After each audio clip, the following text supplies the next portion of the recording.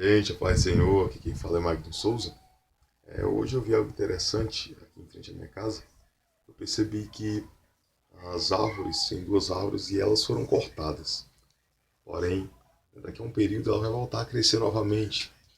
E o mais interessante de tudo isso é que no livro de Jó vai falar que ainda há esperança para uma árvore que foi cortada.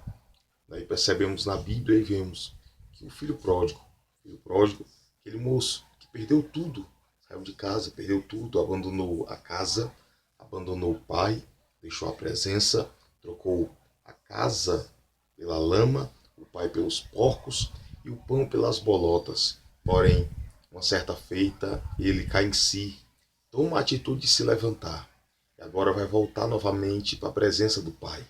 Ele volta para o pai e não apenas para casa. Porém, agora a árvore que tinha sido cortada, ela vai voltar novamente a ter os seus ramos, as suas flores e os seus frutos. Por quê? Porque ainda há esperança para aquele que caiu, para aquele que deslizou. Esses dias estamos vivendo e vendo dias sombrios na igreja, líderes, pastores, homens de Deus. Não é porque caíram que deixaram de ser homem de Deus. Não é porque pecaram que deixaram de ser homem de Deus.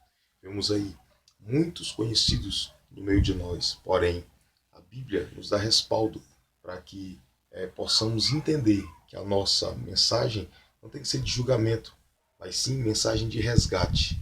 Escute isso, por gentileza.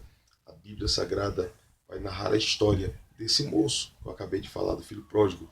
Ele volta e o pai entrega tudo novamente para ele. E aqui eu quero trazer alguns nomes que estão circulando no nosso meio.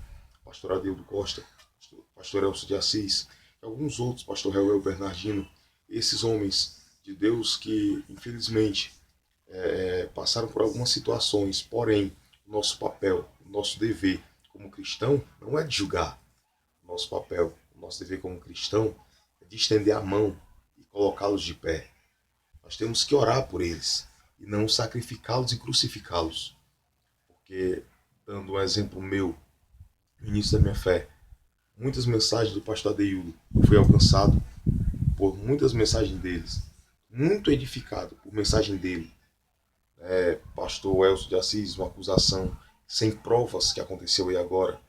Ele veio a público, se pronunciou, e se colocou na defesa de sua família, porque quiseram prejudicar a família dele. Até então, eu sou alguém também que foi alcançado pelo ministério do pastor Elcio. Inclusive, há um tempo atrás, ganhei 10 DVDs. Há 5 anos atrás, ele me enviou 10 DVDs de mensagens dele. Então, eu sou muito grato. O pastor Reuel, foi uma infelicidade que aconteceu. E aqui, eu estou falando, não é colocando a mão no fogo por ninguém, mas é defendendo o reino de Deus. Porque a causa do reino não é deles, é nossa. A causa do reino é minha, é de todos nós cristãos. Não fomos levantados como juiz, fomos levantados, aleluia, como irmãos uns dos outros. Irmãos, porque temos um só Pai, que Ele é justo, um só Pai, que Ele ama aquele que se arrepende. Então entenda, todas as vezes que você entender que alguém caiu, não julgue, não aponte, estenda a mão, abrace, coloque ele de pé. Escute isso, por gentileza. Deus conta com você para ajudar a vida de alguém, para sustentar e levantar a vida de alguém que caiu.